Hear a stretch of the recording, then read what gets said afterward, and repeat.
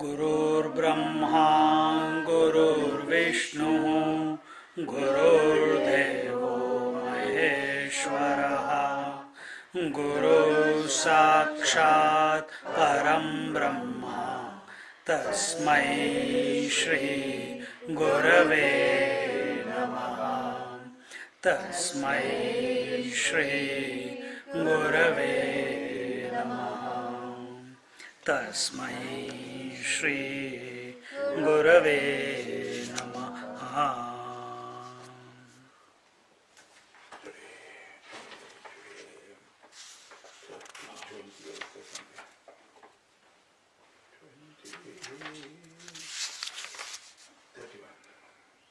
So it was told that we are in Panchadashi, chapter 4, verse number 31. And it was told before that the doubt that the student had asked the teacher was Jagrat manena mayasya na mano mayata iti chet. In the waking state, when all the faculties are alert, when one is seeing the woman directly in flesh and blood, is it possible that she is only imagination? We say that the waking world is also as illusory as the dream world. So this is the doubt that the student has come up with. So is it that am I hearing, touching, tasting, feeling the person? Is it an imagination? Is it an illusion? Is it a non-existent thing which is in front of me? So in answer to that, here the teacher started telling that student that yes, it is only an imagination. And here again he said that there are two ways of looking at it, and one is the thought of an object in the mind results when the object of the thought comes in contact with the mind, meaning the mind cannot imagine something until and unless the object of the thought is not there in the world.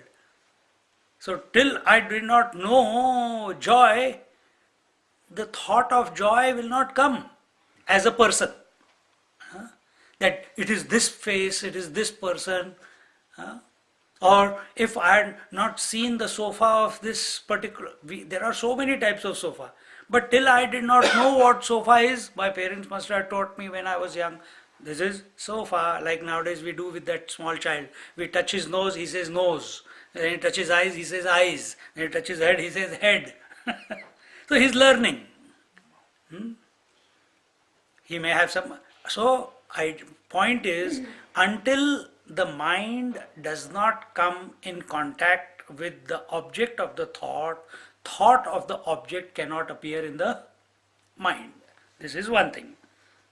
You say, Swamiji, come in contact with the object is through the senses. No, the senses don't come in contact. Senses are like doorways. Yeah. How do you mind make contact with the So object? that's the next example. Okay, all right. So the next example says that just like a copper poured into a mold, how does mind come in contact with the object? Like a copper poured into a mold takes the shape of the mold. Similarly, the mind poured into an object takes the form of the object. This is how it happens. Now you are imagining how it will. You will have to go very fine in the mind and intuit it. Is it not mind function in the world through the senses, Swamiji? See, you are thinking perceiving. what you are thinking. Yeah. That world is separate, mind is separate, and the mind is having some function in this world. What we are saying is, mind cannot be without the world. Both come simultaneously. Both appear simultaneously. Mind has got no If there is no world, mind has got no purpose.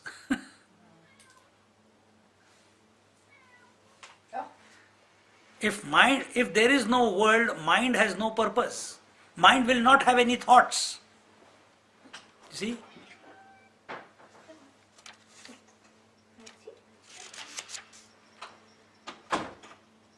The mind objectifying different objects like forms, etc., also takes the thought of that object. So just like the molten copper takes the form of the mold, similarly the mind takes the form of the object which is interacting with. How does it take the form? By way of thought. Not by eyes, by way of thought. For that matter, even body is an object for the mind. Body is also an object for the mind. Senses are just a part of that body, isn't it?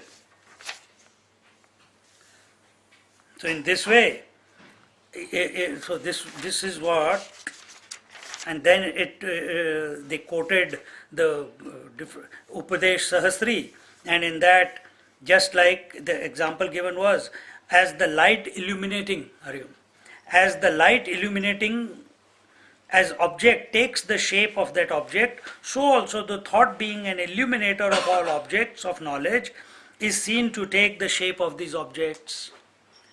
No object can reveal itself in darkness, isn't it? Why is it able to reveal? Why are we able to see it? Because this light is, if you can imagine, if this light is taking the form of this, it's enveloping this particular object or all the objects in this room and illuminating it. And therefore you are able to see that particular object.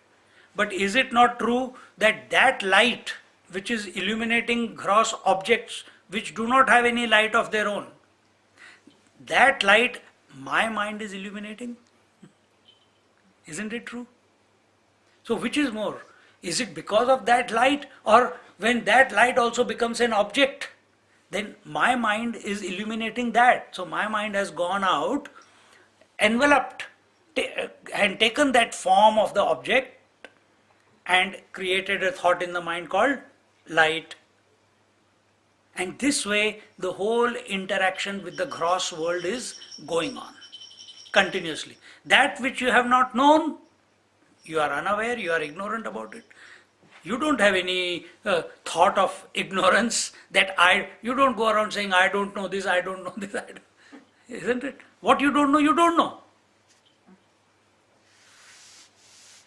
So this was the second example. First, there is no one example which can completely explain the whole thing. So first example was like copper taking the form of the mold. Second example was the light illuminating the various objects. And then again, then here in the 30th verse it was told that another teacher by the name of Sureshwaracharya, who was the disciple of Shankaracharya, he writes commentary and speaks about the same thing.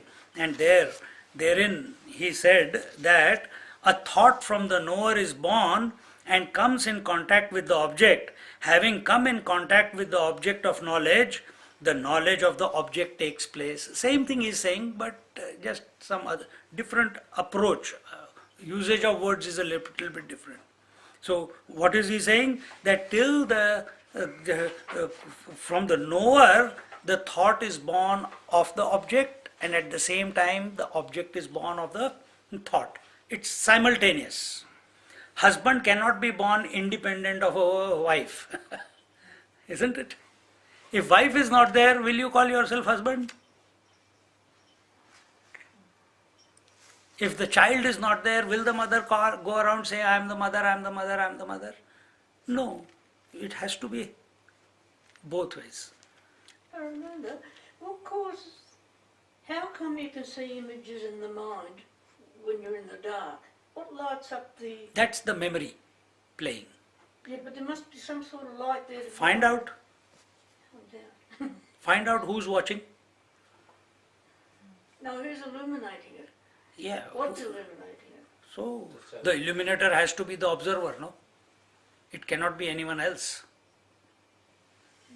Are you illuminating this whole world? After this understanding, we may say sun is illuminating. From a gross point of view, sun is illuminating the world. The sunlight is illuminating the world. But who's illuminating the sun? My eyes. Who are illuminating my eyes? These eyes, the mind. Who is illuminating the mind? Meaning, who is knowing the mind? The self, the witness. Come back. So, contemplation of this topic in this manner, slowly, the more you contemplate on the witness in this manner, or any other examples we have taken, methodologies have been given in the previous chapters, slowly, this understanding that I am a product of this world will become weak. Because what are we saying in other words? If I am the illuminator, that I am the master of the world. I am not a product of the world.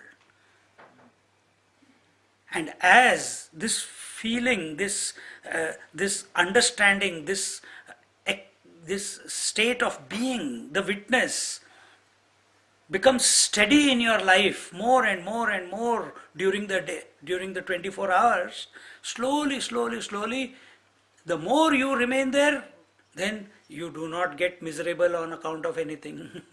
You do not become too excited about on account of anything. You play all the roles, but you are not affected by the world. Everything is all right. See? Everything is all right. Today someone came in the morning and they were talking. Swamiji, my wife doesn't listen, my son doesn't listen, this, that, blah, blah, blah. My daughter doesn't listen, my grandchildren don't listen. It has taken him such a long period of life experience to come to an understanding that there is no one in this world who will listen to him. We live in this belief that we are, head of the family, isn't it? But really speaking, we are not. It's just an ego trip, I'm the head of the family. Some houses you go, the head chair on the dining table is reserved for the head of the family. Nobody can sit there, isn't it? And you see, if you want to see the drama, go and sit there purposely. Then see the drama. But you get to the point where you eventually say, who cares in here? Exactly. No, but it should. But that who cares should not be out of frustration. No. It must come about as a result of growth, as a result of understanding, as a result of accepting everything, rejecting nothing, retaining nothing. See? But life is pushing you in that direction. From the birth till now, it has been pushing you so that you recognize that the game of this life is that you cannot control anything. The only freedom you have is to control your mind. Not other people's mind, not other people's behavior, not other people's actions. Can't dictate. You may be successful for once or twice or some one important event in your whole life you may have been successful. That does not mean that for the rest of the life they will listen to you or you can dictate to them. The only freedom we have is to dictate to our mind and nowhere else. So in this way, when we understand that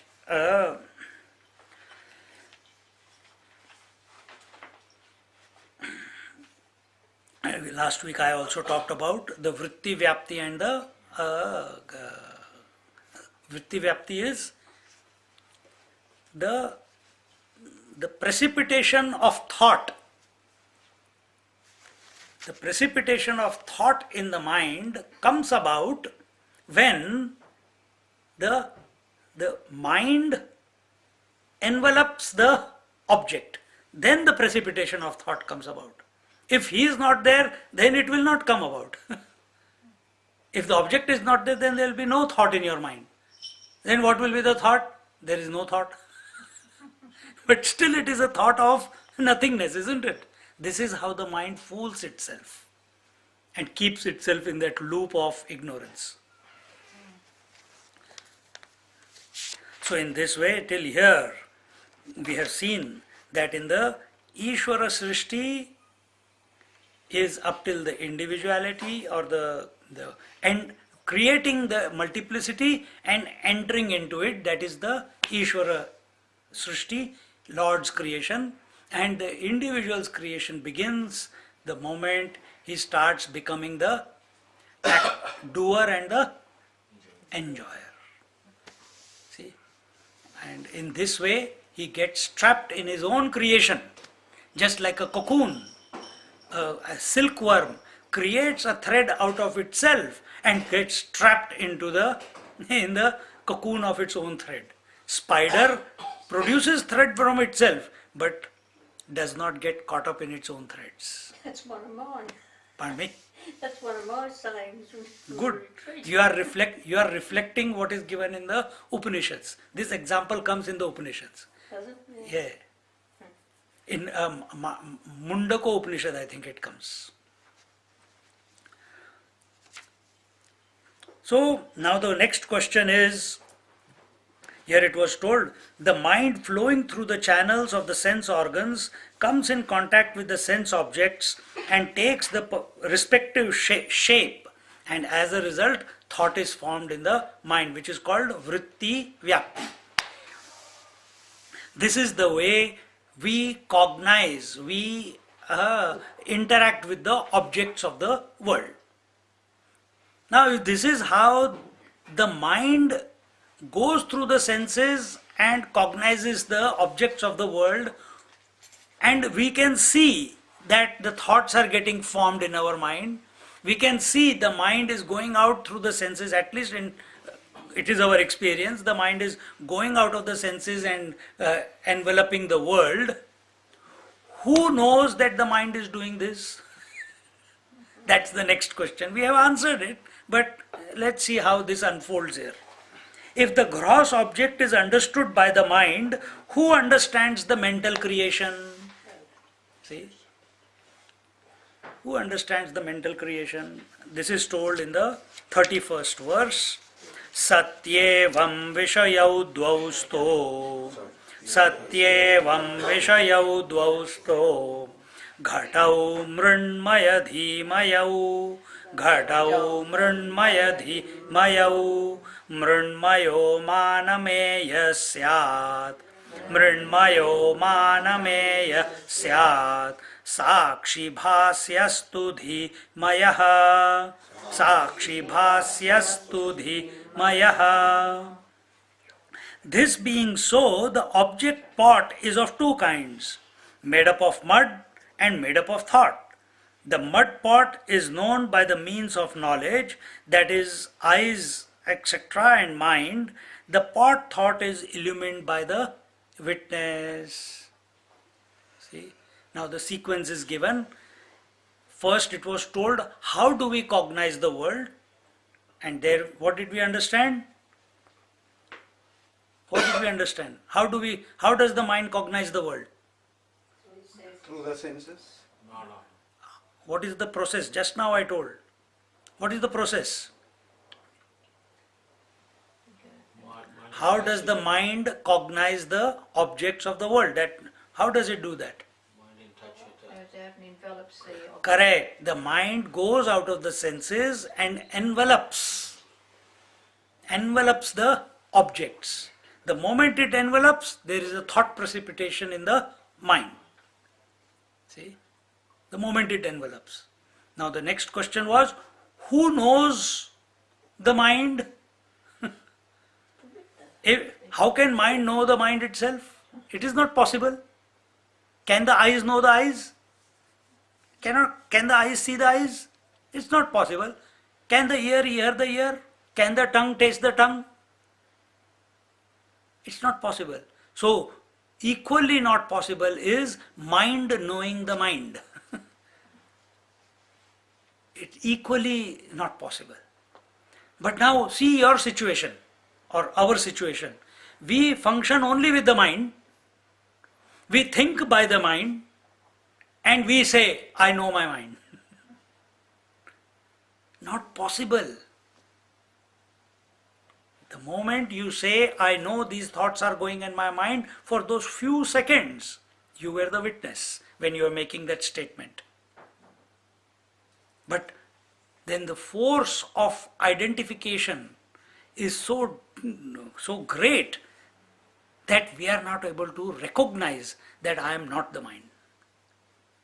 So mind is going out of the senses, enveloping the world, objects of the world, creating a thought in its own womb, and this process is going on. Even as I am looking at you all continuously, if I am looking at you, the thought of joy doesn't come in my mind. When I look at him, the thought of Surendran doesn't come in my mind, isn't it? When I am looking at him, immediately the word Shri comes. Even if I am not speaking it, but it's a flash going through my mind. If I look at this tripod, no, this is not a tripod, this is a bipod. No, I can't say that. It is a tripod. See? So the object reminds or initiates a thought. And this is going on continuously. So if mind is, while it is moving through the senses into the world and thoughts are appearing in the mind one after the other, at a great speed, who is knowing that these thoughts are coming and going? That is the question. That is the witness, the Sakshi. So let's see what he says. This being so, every object has two aspects. First is associated, two aspects associated with it. That here the example taken was of the mud pot. The first is the mud pot which is made up of mud. What is the material? Mud. So out of that mud, the pot was made. Is there anything called mud, called pot? Or there is only mud? I'm asking. There is only mud. Shape is just existing in its own absence. Actually, there is only mud. Is there anything else other than water in a wave? Nothing, isn't it? Is there anything other than gold in ornament? Nothing. So first thing is that there is a mud pot or there is mud. That is the first. Second is that mud pot or that mud is recognized by a thought in the mind. So that mud is recognized by the mind through a thought. That thought in the mind is recognized by someone who is finer, more pervasive, more effulgent than the mind, in whose light we are able to know the various thoughts are coming and going. And this is happening continuously. It is not that only in meditation you will go and recognize it. It's happening even right now. All we have to do is just allow it to click. Because nothing is being told which is something very, very scientific which you have to concentrate to find out within yourself. No, it is happening all the time.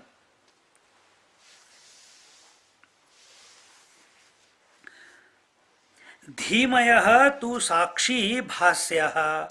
The witness or the sakshi is the knower of the thought of the pot in the mind. And in this way, the whole world is illumined and known by the mind.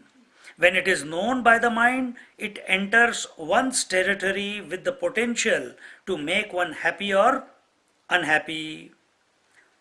The freedom of choice is one's own, whether to allow that potentiality to express itself in the form of giving value to the world and seeking happiness in it, or devalue it totally and remain unborn as an individual.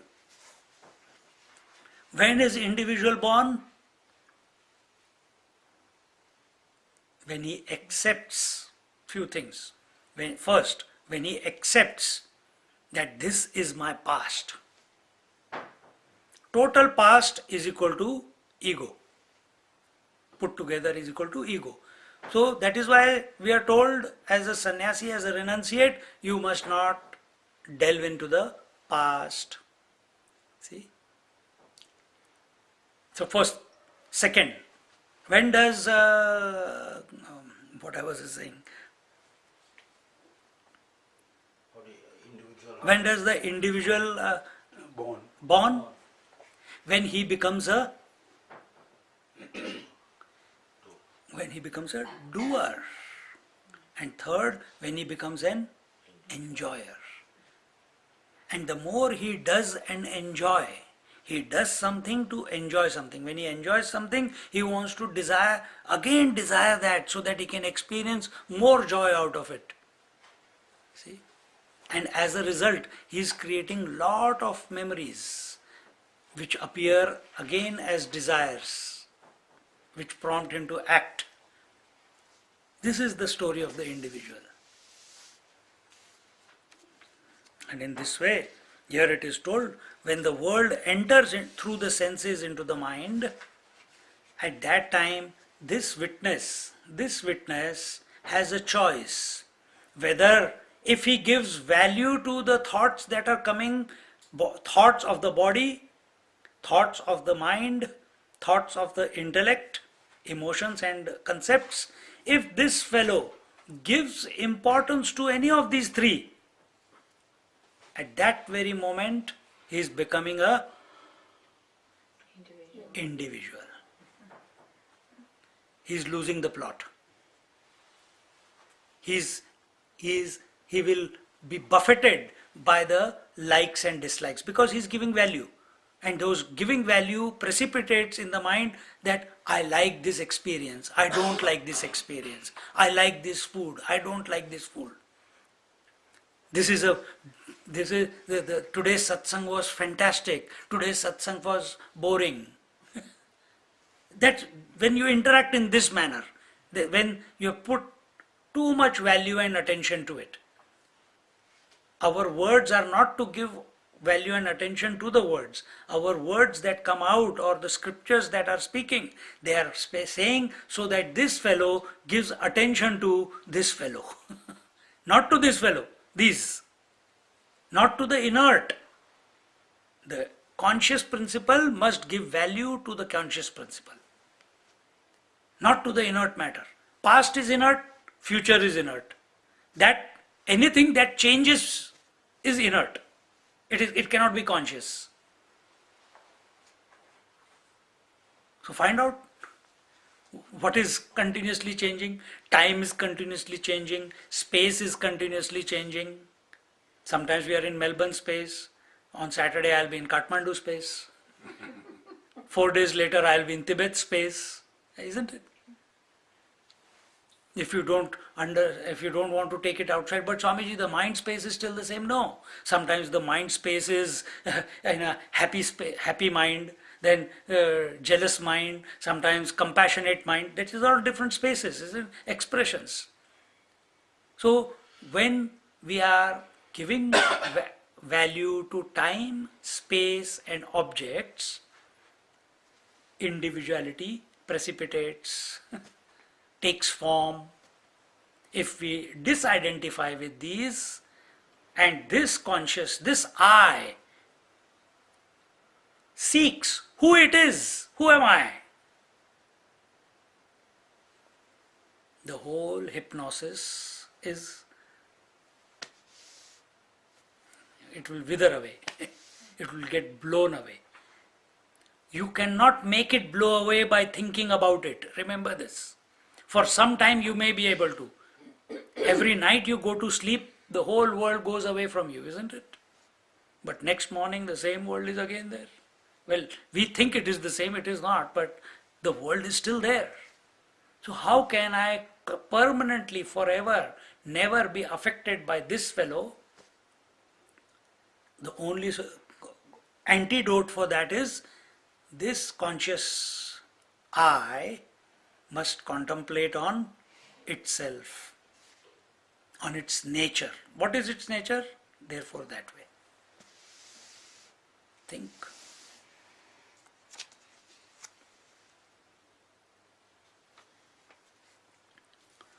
So therefore, having understood that this is the way the mind functions, we do not talk ill about the mind. We do not praise the mind, we do not devalue the mind or talk bad about it. We don't react to it. We don't condemn it. Why we don't condemn the mind? Because it is the only tool that we have in order to come out of the problem that we are in right now. Out of the individuality, isn't it? How are you understanding? Are you understanding by the self or are you understanding by the mind? You are understanding by the self or you are understanding by the mind? It's not a trick question. At the moment, by the mind. By the mind. Understanding can take place only in the mind and intellect, isn't it? Sakshi, the witness, does not need understanding. It is of the nature of knowledge. It is of the nature of knowledge.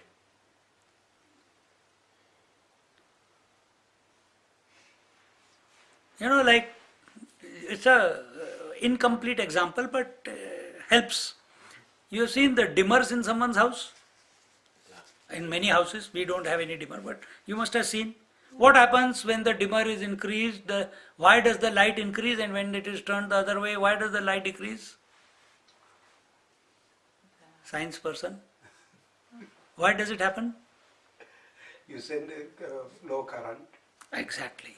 Isn't it? So, was the current always there? Yeah. It's always there, isn't it? But its ability to express through the instrument is hampered. Therefore, you get a dim light. When that whatever is stopping from inside the dimmer, when that it's taken away, it's able to express as full light, isn't it? Same thing is with us. Mind cannot function without the conscious principle. Conscious principle is the electricity. Mind is the light. Why the mind is not effulgent? Why is the mind not blissful? Why the mind is not of the nature of knowledge? It is knowledge, but it is only limited knowledge. We are still same thing what we talked in childhood, still we are talking about the same thing. Why not we more fantastic ideas? Some people painting comes out, for some people music comes out, from some people creativity comes out in different ways. Why every person cannot become like that? Because the dimmer is on the low. See, the dimmer is on the low. The light is there. In all of us, light is there. A realized person is also having the same equipment and functioning. We are also having the same equipment, body, breath, mind, intellect. In him also consciousness expresses, in us also consciousness expresses. Then what is the difference? His dimmer is full on. How has he got it on? By not by not getting attached to matter. Yes. By not becoming attached to matter. Matter is what? Which has a beginning and an end. Changeable. Which is finite, which is changeable. So the more importance we give to the changeable, the more individuality will become concretized.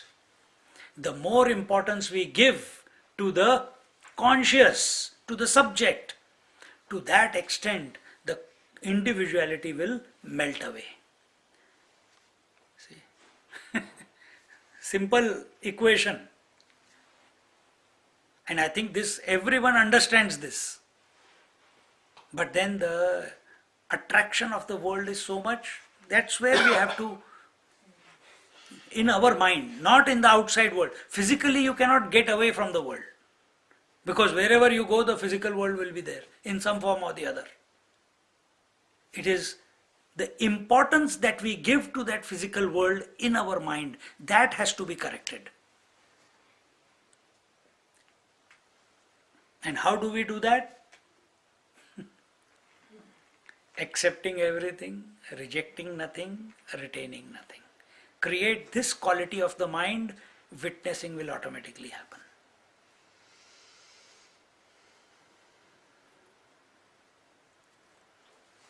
See, so beautiful.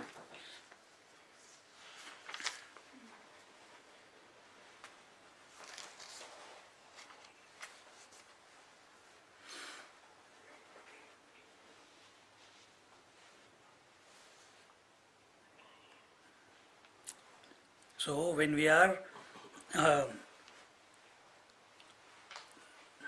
so there are two ways by which we can tackle the world.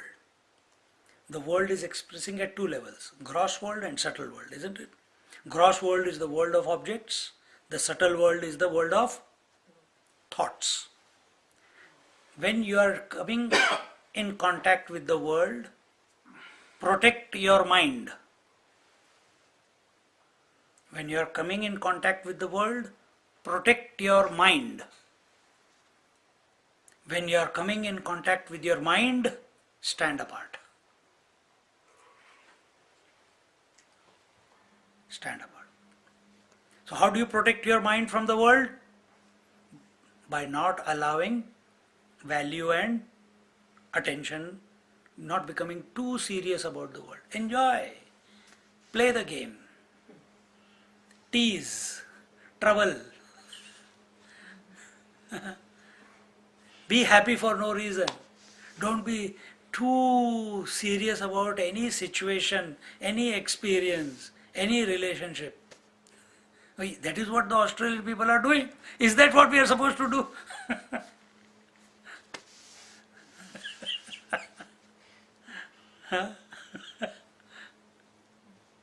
Think. Don't give too much value. There's nothing wrong in this world. And when we are in our own mental space, just close our eyes and sit for some time, then stand apart from the mind. Don't follow the train of thoughts. Don't follow your imaginations. It is not going to lead you to anywhere. First you do that. Then afterwards you are able to interact with them and you will see that whatever is expressing through the mind, once you remain the witness, that it is the expression of the divine mind. Then a different flavor comes to the whole experience of life as not other than yourself.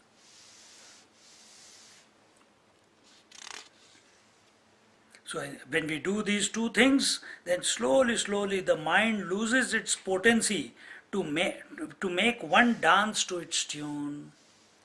So if we are watching the mind and the world, slowly the impact of the mind on this conscious principle diminishes. Right now we are at its mercy. It says, food, we run towards the kitchen. It says at 4 o'clock, coffee, we run to the coffee shop or to the kitchen for coffee. It comes 10 o'clock, 11 o'clock at night, it says, sleep, we run to the bed. In the morning, wake up now.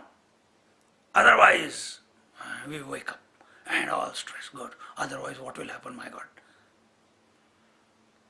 So you are at its mercy at this moment. It's making you go on a merry-go-round. And you don't know why you are running around for what. From morning till evening we are running. go shopping, do this, do that. I'm not saying don't do all that. Because that will still happen, but you stand apart. Not being you are you able to stop if you decide to? Are you able to? Sometimes. No, it With should be practice it gets better. with practice it gets better. So not only the outside world, but that practice must be so effective that when you tell the mind, stop thinking, it should stop. It's easy to tell the mind, stop getting involved in the world, you will stop. Don't drink coffee. Okay, today I will not drink, mind says. So you may try and few different things with respect to the world. But now come one step inside, now come into the mental world. Mind, stop thinking in that way. Have you ever told the mind, stop doing that? Now it's time to meditate. You can think about everything afterwards. Now it's time to sleep. Now it's time to wake up. See? It must listen. Then you are an effective person in this world. Sometimes you can say. We are not talking about sometimes, we are talking about all the time. But slowly, if you what we just now talked about, that if you do not give value, slowly, the mind will lose its hold over the subject. First, mind was the subject and the world was the object. When you go into the inner world, you realize mind is the object, you are the subject who is knowing the mind, isn't it? How can the object control you? If those who are going on a shopping spree, that they need a dose of shopping every week in order to relax. There are so many kids nowadays, when the moment they start working, they have a bit of money in their pocket and they say, oh, I had a very hard week, I need relaxation, let's go shopping. Huh? So what does that tell you? The objects of the world are ruling that mind, isn't it? Oh, I need to relax, let me meditate. Then what does that mean? That the world is not important. The mind has recognized that the true peace and tranquility can be gained only through self-contemplation. So therefore come to meditation. Isn't it? This shift must come. When you are absolutely, deeply desiring something to do, stand apart, don't do it. Few times don't do it. See the quality of your mind that time. It will scream, it will agitate sometimes. If the more intense the desire, the more screaming and uncomfortable the mind will be. And, oh, I am spiritual, and it will try to behave in a particular way. And a moment when nobody is watching, it will do that, what it was wanting to do before. Watch this about yourself, about your mind. So are you succumbing to it? It creates such a what do you call,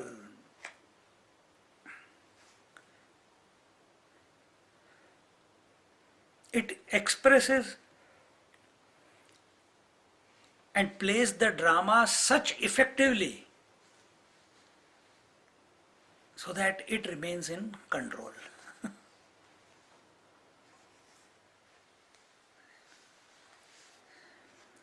What is indicated by this analysis is that man's creation is Dvaitam, duality, which causes bondage. This is explained. So, अन्वयव्यतिरेकाभ्याम् धीमयो जीवबन्धकृत सत्यस्मिन् सुखदुःखे स्तः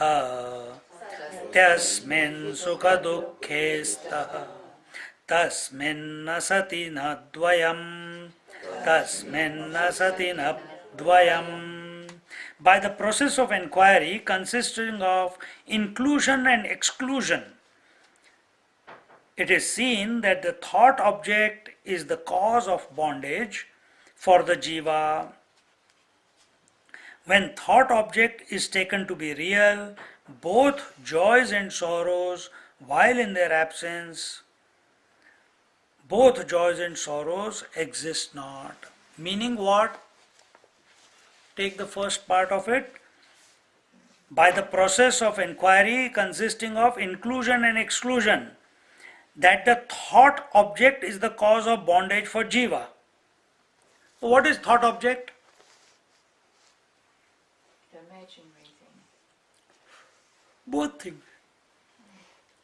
Object of the thought and thought of the object is put together as thought object. We can understand object as an object, isn't it? But can you, in your own spare time, have you been convinced that the thought in your mind is also an object? Never thought of it. Why? Because thought is also coming and going. It is also finite. It is also changing. So how can that be real? That is also continuously changing. And thought in the mind can always be about something only, isn't it? Without something, that thought will not appear. Think about it. So as much we have to get away or detach from the world of objects, even more so we have to get detached from the world of thoughts. The whole process is this. The yoga process that is told is only for this. Chitta vritti nirodha iti yoga. Chitta vritti nirodha means sublimation of the thought constructs in your mind is equal to yoga. Isn't it? Same thing is happening, but we are understanding. There, Ramana Maharshi has told the same thing. Prana bandhanat liyate manaha. Put your mind at the juncture of in-breath and the out-breath, the mind will vanish.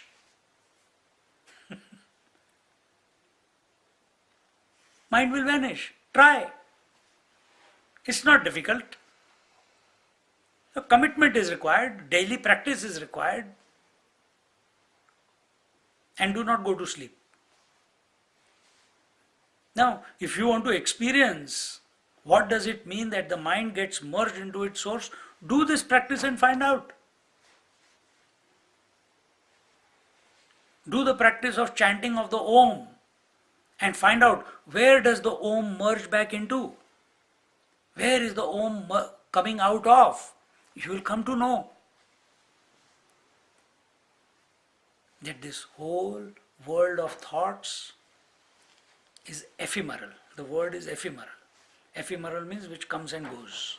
As much as the outside world comes and goes, equally the world of thoughts is also comes and goes. And that which comes and goes is finite. See? Is existing in its own absence. Then who is the real then? If everything is finite, who is the infinite? Then who is existing? Who is illuminating? Find that out. That's you. That's the real you. And for this, the two processes are told here. Anvaya Vyatirekabhyam. Vyatirek is, I am not this, I am not this, I am not this, I am not that, I am not the world, I am not the body, I am not the breath, I am not the mind, I am not the intellect. And we come to the pure I. Then inclusion is what? While still the mind is functioning, when it has become so subtle that as the grossness of the mind is getting weakened, it is getting purified. As it becomes purified, the vision of the mind keeps expanding. Then what it comes to? Om Sahasra Shirasha Purusha. You want to close that door? Just turn the knob. It says Om Sahasra Shirasha Purusha Sahasraksha Sahasrabhat. Nothing there. It's only a door. See? What is that? Oh, Sahasra Shirsha Purusha. I am the one who is expressing through all the heads. I am the one who is expressing through all the feet. I am the one who is expressing through all the eyes, all the hands. Now he starts getting glimpses of that as a result of the purified mind. Just turn the thing and click it. Oh, this door's only. Oh, right. That's other door. Yeah, then So this is how the mind expands itself. The more mind expands, the more inclusivity is brought about. Nature is forcing you to expand. From individual, you become dual. How? Me and my wife. Then from me and my wife, we become 3, then 4, then 5, and allow the glory to express. More children, the better. So I am in the definition of my I first include my parents, then I include my wife who was not related to me. So I have to tap into a different me in order to include that person. Then the child is born, then I include that unknown. Now it's popped into the world. I start accepting that also as in the definition of I. Then the in-laws, the girl's parent, the extended family, from that, everything gets included as my family. Isn't it? So life is pushing you in that manner. So that one day you are able to include everything. See, there is this continuous pull in the world. One is of involvement in the world and the other is of withdrawal from the world, isn't it? This is inclusion and exclusion. Every day we exclude the world out of our mind, therefore we go to sleep and rest and become refreshed. Every morning we wake up and we get involved in the world and then come to realize that this is over involvement, I want to withdraw again. This is continuously going on. Now, that is a natural process of the world. That is the natural process. Now tell me one thing, be very attentive this time. The beautiful example is coming. If the sun is there, will the sun say that I am involving and I am withdrawing? I am involving by becoming the daylight and I am withdrawing the daylight so that the night can come. Does the sun say that? Sun doesn't even know what light and night is, day and night is, isn't it? So therefore he is the witness. Just like nature on the earth, the atmosphere on the earth, because of its position, it's going through the days and nights. Sun is not the cause of day and night. It is the rotation of the earth which brings about day and night, isn't it? Sun is always of the nature of light. It's the rotation of the earth which brings about day and night. Now, apply that to yourself. Apply that to yourself. You, the witness, are of the nature of light. Waking, dream and sleep is happening because of the rotation of the mind. Good example. It's getting involved in unwanted things. It is its natural propensity to go through these 3 phases. See? It's naturally, you cannot do anything about it. It's naturally going on. Let it go on. See? But recognize, are you the one which is going round and round, or are you the one who's illuminating that which is going in cycles?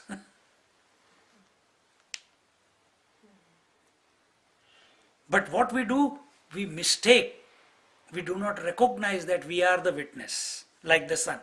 We get identified with the mind And then we say, I am hungry, I am thirsty, I am tired, I am waking, I am sleeping, I am dreaming, I am ignorant, I am knowledgeable, etc., etc. All that is because of identification. Can the sun ever get identified with the day and night? It is not possible, isn't it? So is true with you. You can never get identified with any thought that is appearing in the mind. Cannot. It's impossible. And yet, this unholy union is seemingly expressing within us, isn't it? And we think we are that. Therefore, it is called the pseudo I, the ego I, which is existing in its own absence. It's not possible. But instead of working out the whole thing, we are explaining in these words, but the solution can be gained only by contemplating on the conscious principle, not by contemplating on the world, whether it be the gross world or it be the thought world. By thinking about the thoughts, no solution. By thinking about the world, no solutions. See? If thinking of thoughts is reminding you of the conscious principle, then it is good. If thinking of thoughts is so that I can have more thoughts as questions or answers or doubts or conclusions, you are going the wrong way. Because thought, just like desire breeds desire, thoughts breed thoughts. So our thinking, intelligent thinking, is that by way of which our thinking comes to be arrested of its own accord. That is fulfillment. That will bring fulfillment. That is contemplation. But we think contemplation means thinking thoughts, we bring this thought from this book, that thought from that book, that idea from that book, and talking about the reality is not contemplation. Talking about the self is not contemplation. Then what is contemplation? Contemplation is bringing a thought, making it a springboard and diving into yourself. That is contemplation. When you dive, you are let go.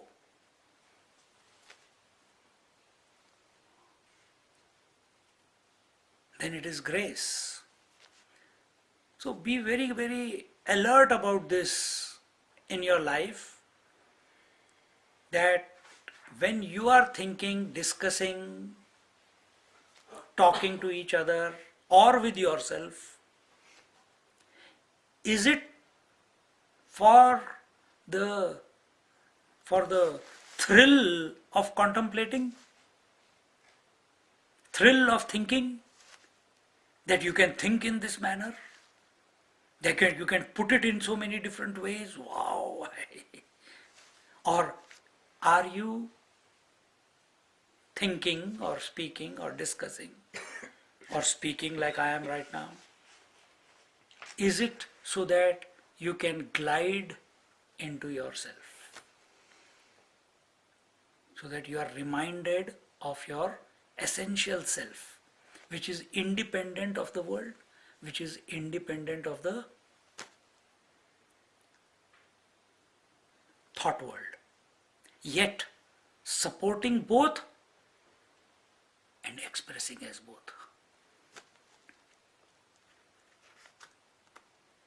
If you can come to this conclusion,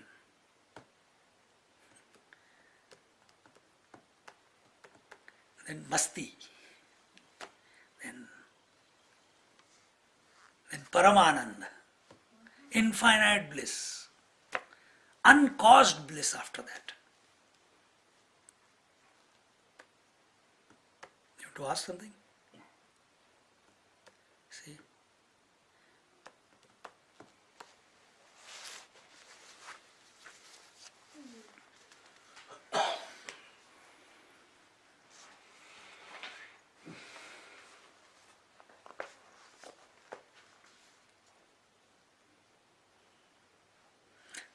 the projection, the Lord has created the world.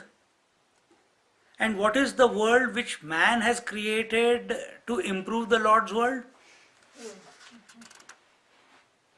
The world of likes and dislikes. He's created on that which was already existing and given it a utilitarian value. Isn't it? And then he interacts with it in that manner. And the Lord has created the woman, but man projects on that woman something called wife. That's an imaginary value that has been superimposed on the woman. See? Sofa. My sofa. Comfortable sofa. Uncomfortable sofa. Hard sofa. Soft sofa. Expensive sofa. Cheap sofa. This is utility. This utility is only in our mind. It is not in the object. Is that what is Ishvara Shrishti And Jiva Srishti. Jiva Srishti is utility oriented. God's creation is just as it is. As it is. Water is as it is. Gold is as it is. But ornament, utility. Around the neck, around the ankles, around your wrist. Utility. You take a brick and hang around your wrist. Can't.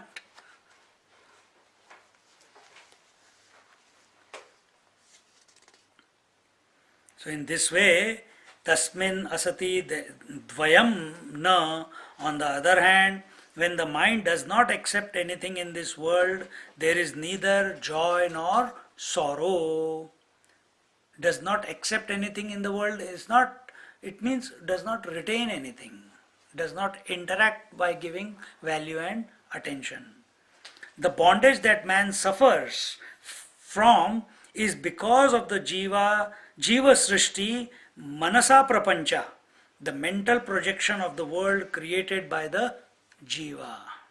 Therefore, it is Jiva Bandhakruta, and this imaginary creation of his mind is trapped him, just like that silkworm is trapped into its own cocoon. Similarly, Jiva is trapped in his own thinking, in his own mind, and therefore he feels that he is bound in his own cocoon and now I must liberate. I must liberate. Spider doesn't think that way. I must liberate from my own web. But that other fellow thinks, the silkworm thinks, pupae thinks. So we have created a world of relations, we have created a world of possessions, we have created a world of past and future, guilts and expectations. We have created a world of birth and death. And in these concepts, this conceptual world, we find ourselves trapped. And now we want to break free from all this.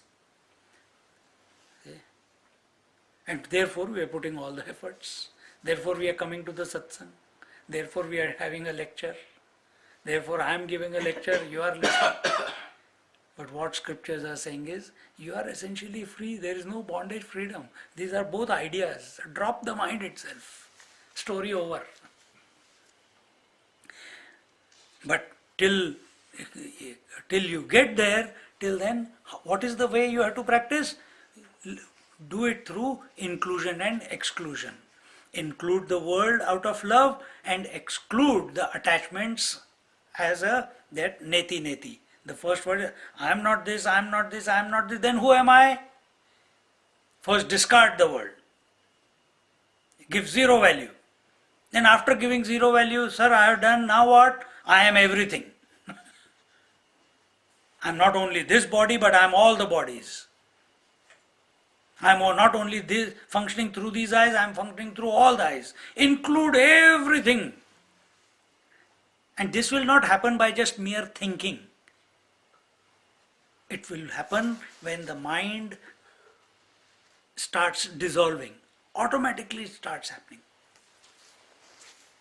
And it is also not that first I will say I am not the body, I am not the mind, I am not the intellect, and then after some time I am everything. No, both the things happen simultaneously. Now again, what's the principle in life? Withdrawal and involvement in the world is happening every moment of your existence. Take for a simple example, the air is getting involved with you by getting into you. Then it withdraws from you by coming out of you. Isn't it? Involvement and withdrawal. The eyes, they are involved with you at this moment, next moment they will withdraw. They cannot stay with one thing for a long time. They will again go to someone, get involved in that. And then again withdraw and go to something else. Ears do the same. They cannot remain involved only with one word that falls on their ear. They continuously drop the word, next one, then next one, then next one, then next one. The emotions are also the same way. So everything is working on withdrawal and involvement. Recognize this and don't get caught up in it. Don't get caught up in it. See? So straight away you come back to yourself. Straight away you come back to yourself.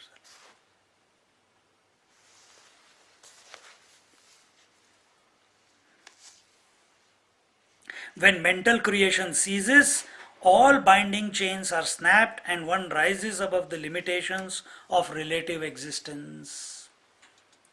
Then you start having the glimpses, as we told in the Yoga Vashishta, you start getting the glimpses of the truth. You start seeing, getting the glimpses of the unity in this whole diversity. And once you start getting the glimpses, then you want it even more. But don't underestimate, mind is still there. The moment the desire comes, I want it again, the whole thing will vanish. Why? You desired. Desire itself is a product of the mind. If you give too much value to that desire, again you have sabotaged your happiness and joy. So all you have to do is stand apart, stand apart, stand apart.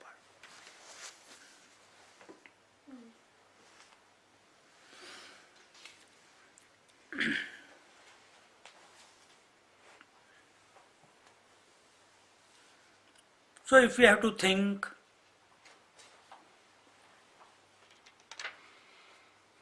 we must think in this manner. We must contemplate what does it mean to withdraw from the Jiva's creation. Right now we are living in an individual creation, isn't it? So what does it mean? What does it take? What practices need to be done? What mindset one needs to have in order to withdraw, to drop the individual creation? So what is the rule? Withdraw and then involve, isn't it? Vyatirek Anvaya. Anvaya means involve. Include everything. So what does it take? How should I contemplate? How should I think? What mind frame I must have to include the God's creation in my mind? How will I be able to do it? So we know there is Jiva's creation and there is God creation. God's creation is the material cause and the efficient cause is He. He created the whole thing. The phenomena is going on. And on that the utility value has been given and I have become the individual. And if this individual is recognizing at this moment that essentially he is the divine, he knows it through his mind, but for that shift to take place, like one great master said, God is in me, God is in you. I know it, you don't. You also come to know. So once you have heard it, little bit of satsang here and there, you know it, then what do you need to do? Mind is still there as a barrier. That mind needs to dissolve. How will it dissolve? How will it dissolve? By thinking, what is the means, what are the ways I can withdraw from the jiva's creation? That means the mind is withdrawing from the individual world, the imaginary world, and instead now the mind is thinking about how can I include, or how I can contemplate the way Lord looks at his own creation. How does he look? He is the material cause and the efficient cause. He is the maker of the creation and he is the material out of which he created the creation, out of himself. Oh, really? How can I include that idea into this mind, which is not based on utility, which is based on oneness? It is based on love. It is not, Jiva's creation is based on differences, sense of otherness. Lord's creation is based on unity. Lord's creation is based on no differences. Homogeneous mass of bliss. All knowingness without a thought. No birth and death, continuously existing. How can I include that into myself? Once I start thinking like this, the whole thing everything will transform in here. Everything will transform. But we have to make this attempt. See? So wonderful.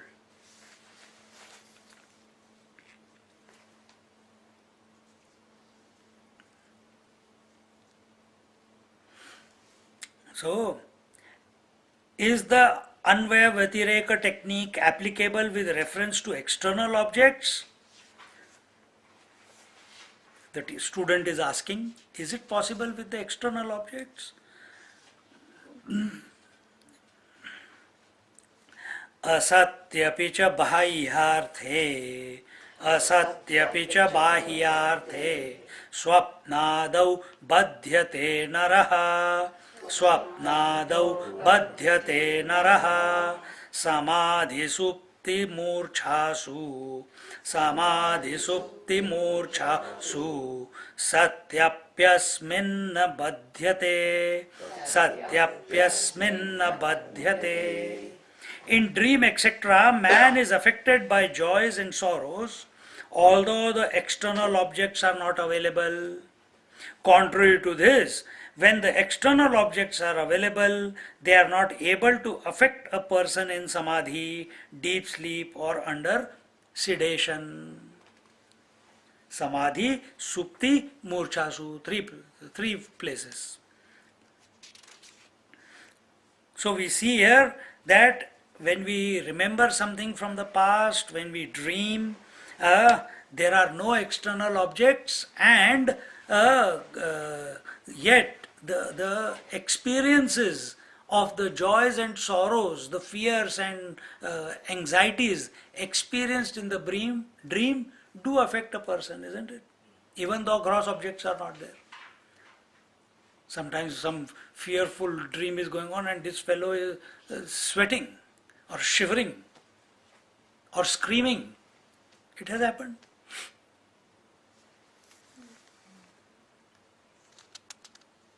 So that is one way of looking at it. Second, samadhi supti murchasau bahyartha sati api naraha na badhyate.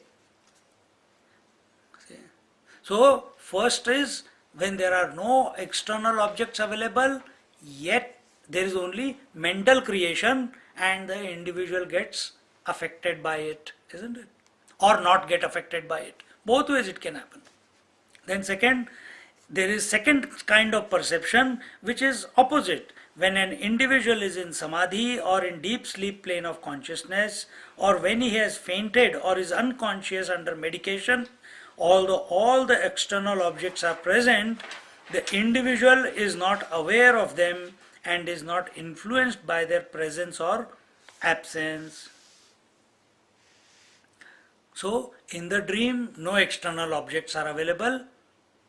In the waking, there are three states apart from dream is a different state, but in the waking, there is the samadhi, there is the deep sleep, and there is when you are unconscious. In these three states also we see there are external objects are available, but they are not able to influence the mind of the individual, isn't it?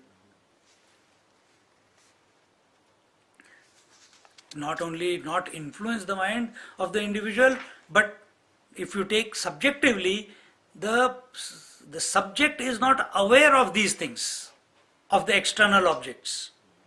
So a person in samadhi, he is not aware of the time-space objectivity. A person in deep sleep, he is not aware of time, space and objectivity. And a person who is unconscious, also in a coma state or stunned state, he is also not aware of time, space and objectivity, isn't it? How do we know this, sir?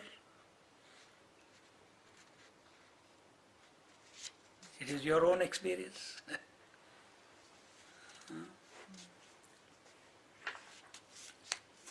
The essence of the thought is that the jiva's bondage is created not by God but by the jiva alone. So there is an experience in your daily life, a recurring experience. What is the experience we are talking about? That the world of objects outside in the world is not able to affect you. In meditation it is not able to affect you. In deep sleep it is not able to affect you. When you are unconscious it is not able to affect you. So there is, and everyone experiences one of these three every day, isn't it? So you know that a certain condition is there when you are totally immune from the world of extra objects outside in the world, isn't it? No thought of the world is appearing in your mind. You know that. How do you know that? When you come out, then you know that you were not disturbed.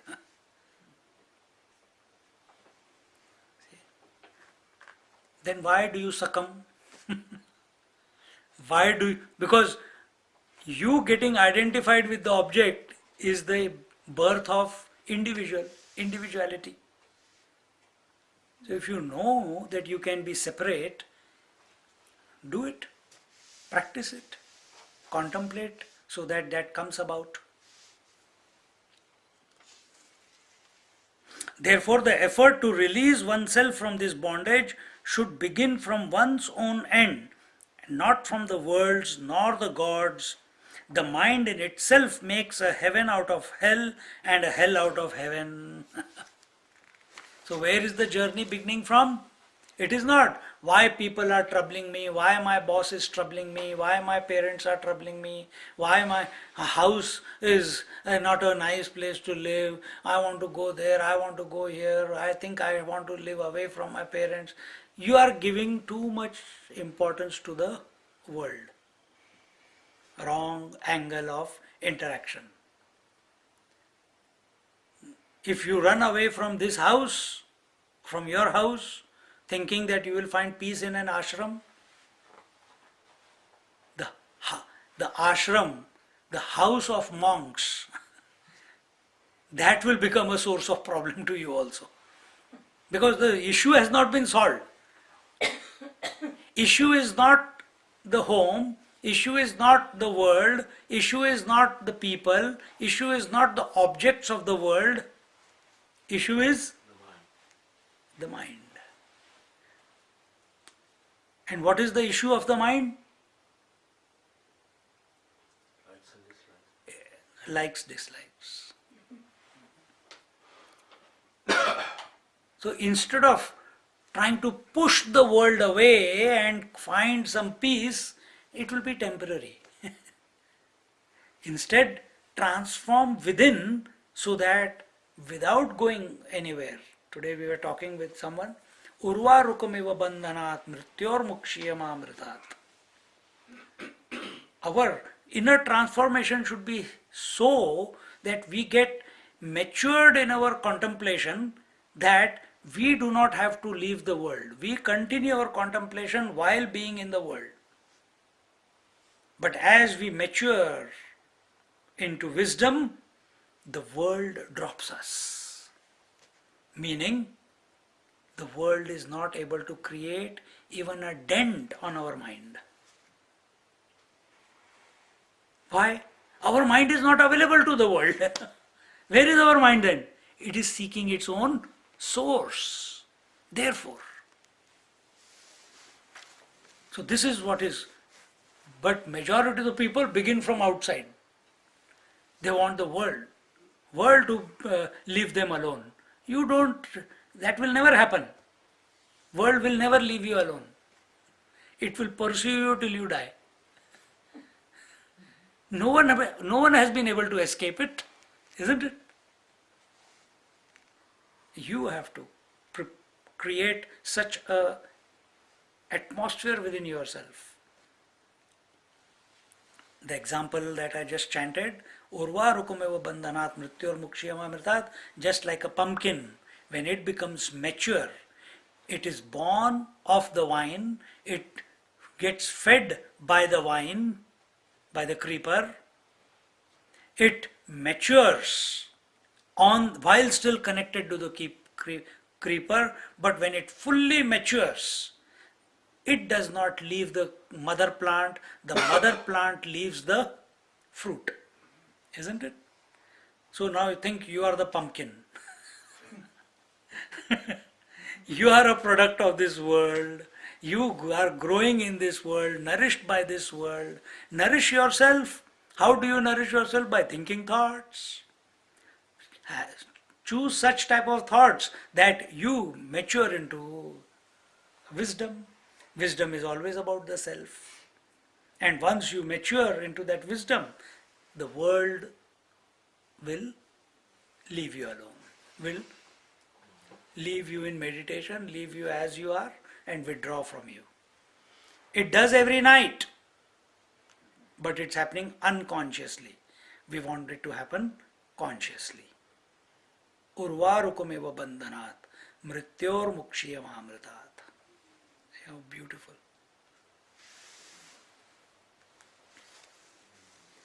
In this way,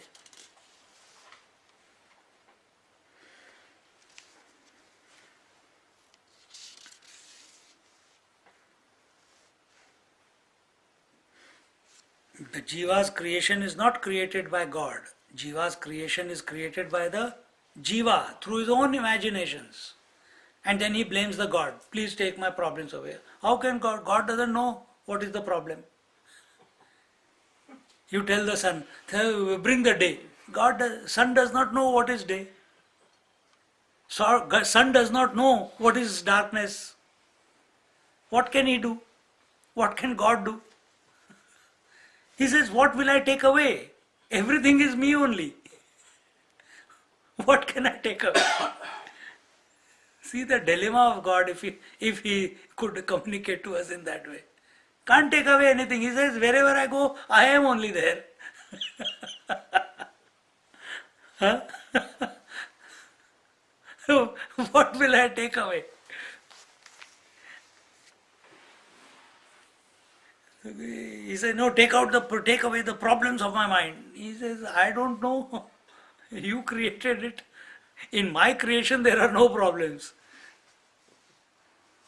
Swami, then the people go to a temple to Foolish. offer something and request something.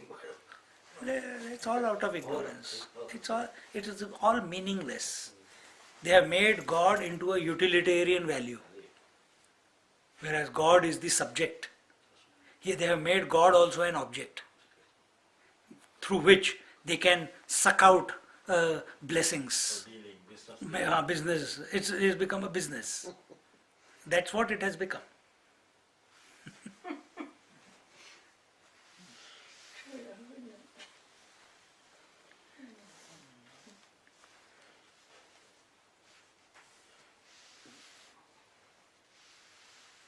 So change your vision about the world by studying these scriptures. Change your take on the world by, if you change the vision, then your experience will be different, isn't it? Within. Then your interaction with the world also will be different.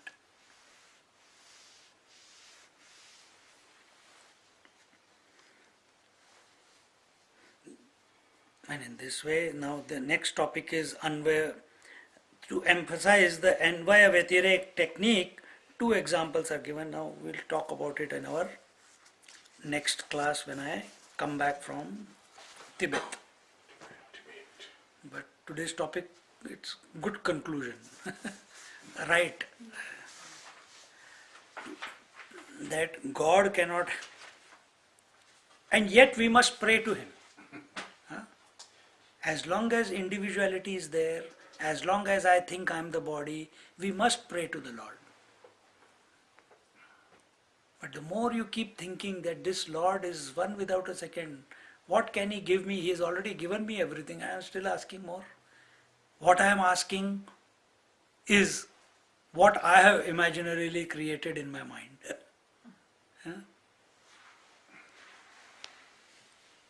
So all different examples, so many places, points of contemplation were there. Think in those ways and be free. Om Purnamada Purnamidam Purnat Purnamudachyate Purnasya Purnamadaya Purnamevavashishyate. Om Shanti Shanti Shanti. Hari Om. Shri Gurubhyo Namaha. Hari Om.